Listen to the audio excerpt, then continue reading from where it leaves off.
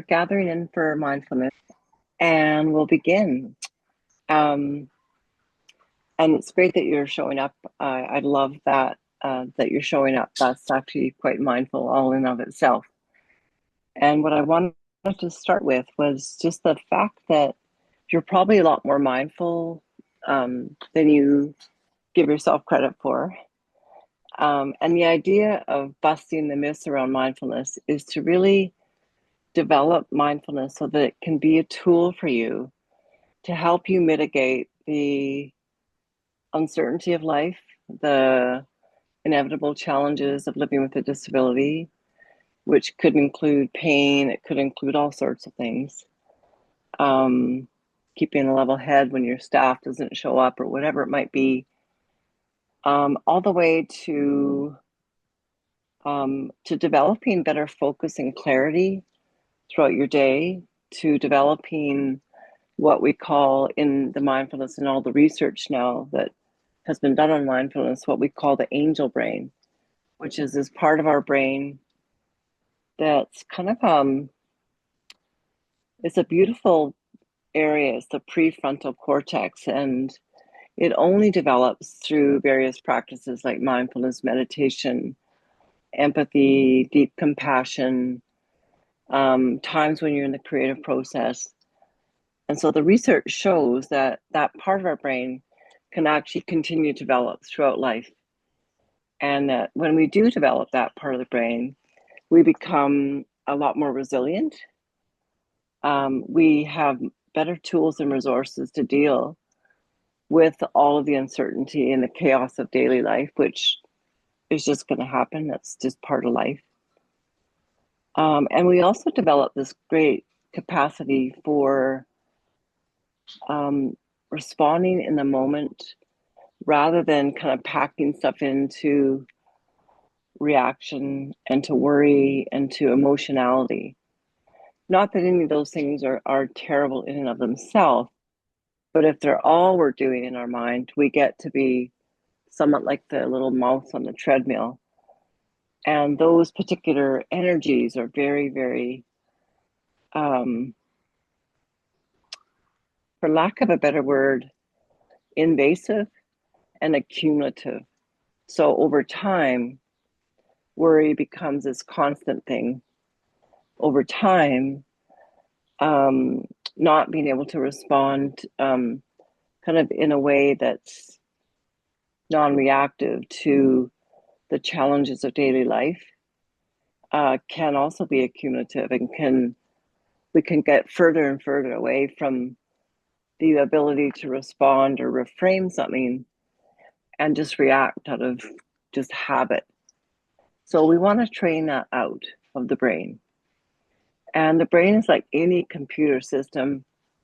What you put in is what you're going to get out. And so in the literature and in the Buddhist training that I've done, there's a saying that where thought goes, energy flows. And so when we are in worry, when we're in stress or distress, when we're uptight, when we're reactive, when any of those things, we start to put that into the body because it's just impossible for us to hold it all in a safe container. And so there's a part of the brain called the amygdala hippocampus, which is at the very back of the brain, just above the brain stem. And that part of the brain is where we store that information. And the trouble with it is that that part of the brain is called the living memory because it's always going to be reacting to a similar situation that it actually stored those unfavorable types of behaviors into. So it doesn't work in our favor really to add cumulatively to that part of the brain. What does work in our favor is to develop a mindfulness practice where we can begin to ameliorate that through the various systems and ways that I'm going to teach you. But we can also build up a reservoir of resilience and also of resources. So I just ask you kind of before we start the practice today to, before we go anywhere, to just take a reading of where you are right now, what your feeling state is, what your mental state is, and even what your physical state is. So just take a moment, close your eyes, and do a little bit of a reading and a check-in.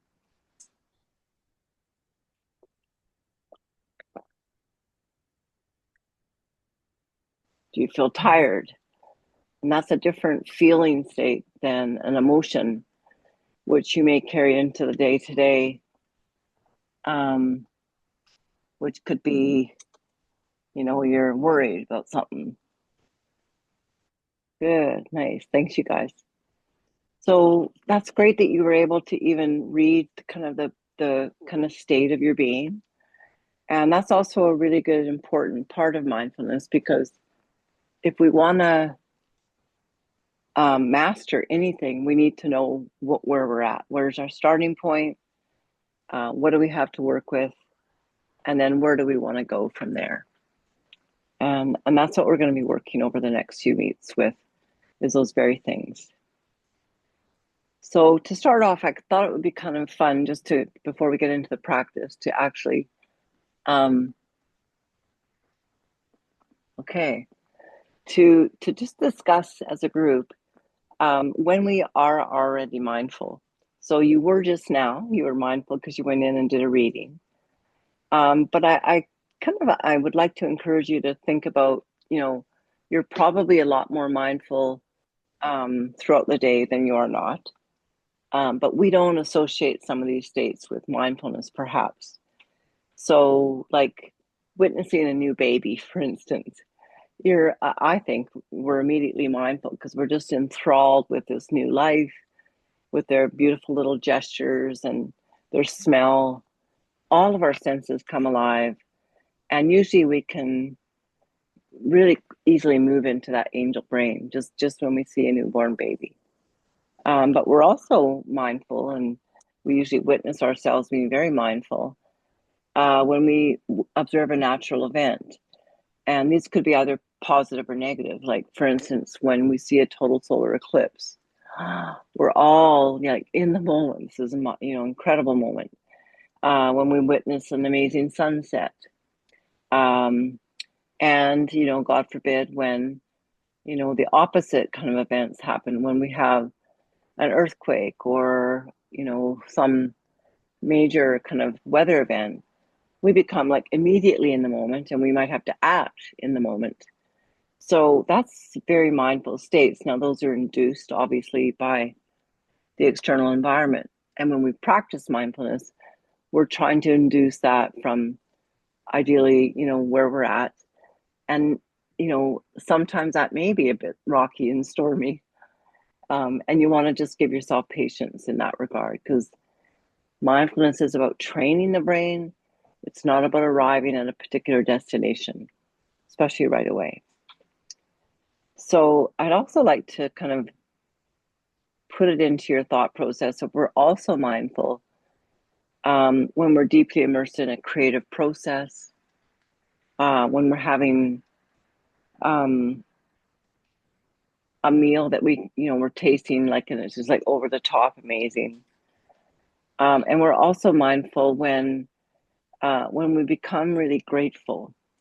Now, the caveat to that is that sometimes if we're in a really tough, batch of terrain and we're navigating difficult things, we may not feel initially very, conducive to being mindful, and we may not even think of that as being something that could be mindful. But I will say that if you kind of put the brakes on that worry or that anxiety or the stress or whatever it might be, and just pause and do even 3 to 10 things of what you're grateful for, you may find that actually shifts you over into quite a mindful presence.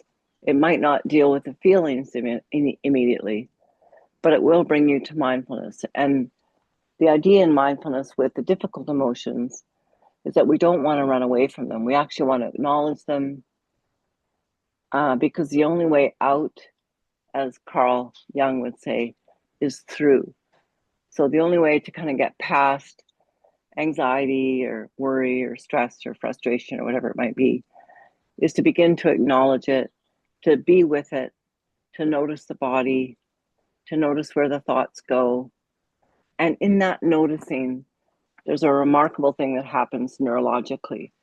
And I'm not a brain scientist, but I am maybe a mindfulness scientist. And for myself, anyways, I notice that when I really apply the lens of awareness with kind, loving attention, I can honestly say that pain, anxiety, frustration, uncertainty begin to subside. It's not that they may go totally away, but they'll take less of the attention and give us more opportunity to resource. So the kind of the tagline to that, if you will, would be we need to accept the challenges that we're given and notice some sort of gratitude in that, because it usually becomes our greatest gift. And also, just to say, because we're beginning this series, I'd like to kind of also emphasize and point out the concept of practice. So when I do my mindfulness, I call it a practice. What we're doing right now is practicing how to be mindful. And the reason it's a practice is because we never get fully free of thoughts. That will never happen.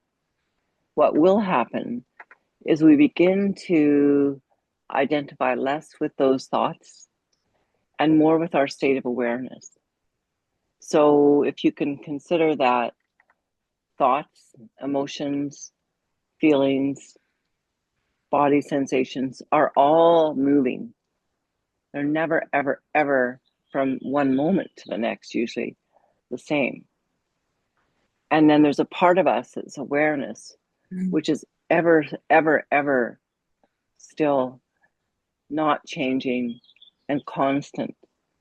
So when we have that part of ourselves observing the part of ourselves that's kind of always in flux, we begin to give ourselves this incredible choice point and also distinction that we can identify our thoughts. Oh, I'm angry, or oh, I'm sad, or oh, I have so much pain or feeling or emotion. Oh, that pisses me off, or oh, I'm frustrated with this. We begin to identify those things, but we don't identify with them as our primordial state of being. We witness them as the ever-changing landscape of thoughts, feelings, emotions, and sensations. Oh, yeah. And just to tie that sentence up. So practice is the only way to develop those muscles, just like in the body. We can't, get those strong arms without practicing weights or doing the various different physical things that will end up in that result. All right, y'all. So I hope you're all well today. It's a challenging world that we live in.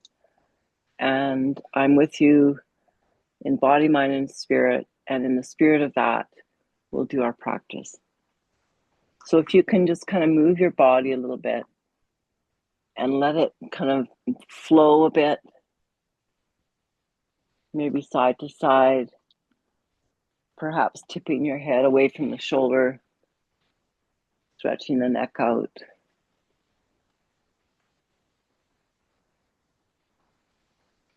I'd also encourage you to shrug your shoulders up to your ears, press your upper arm bones back, and then relax the arms down.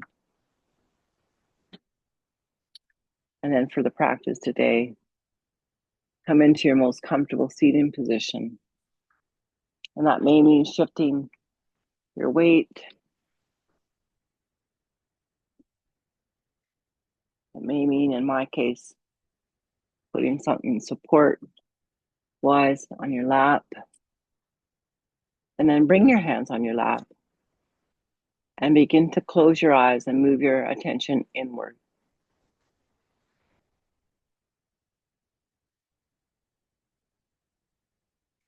I'm going to give you a moment or two here just to do that scan again, noticing your thoughts, noticing your feelings, noticing if there's any emotions, and noticing your body sensations.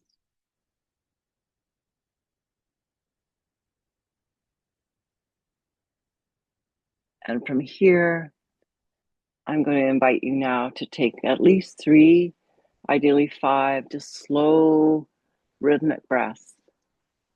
Inhaling fully, and on the first couple, letting out a AH, open mouth exhale.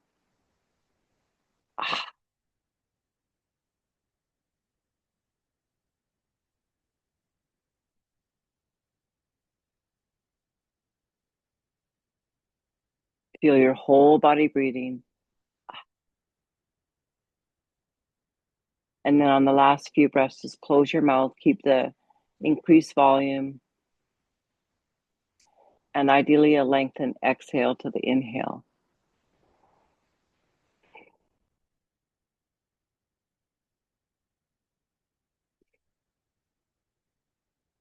And then settle in, allow your breath to come back to its conscious breathing rhythm that's normally with you throughout the day. And notice that shift.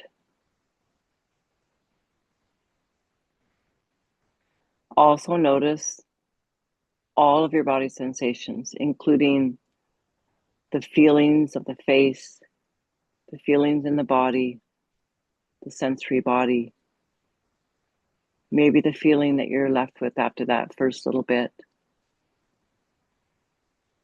any emotions that may be residing in the body mind. And this is a noticing that happens without any judgment, without any opinion. You're simply observing the behavior of those 3 or 4 different areas, keeping the breath moving. And now focusing a little bit more on your breathing without changing it. Notice where the breath comes in through the nasal cavity and what happens when you inhale. And this will be for all of us, or most of us, a sense of expansion, perhaps opening up the broadening collarbones. And the exhale will represent a releasing and a letting go. And your mind won't have stopped, and that's okay. So you're just observing it while you're being the breath with your witness awareness. The mind is very capable of doing a few things at once, and this is what we're doing right now. And so the real important piece here is when you get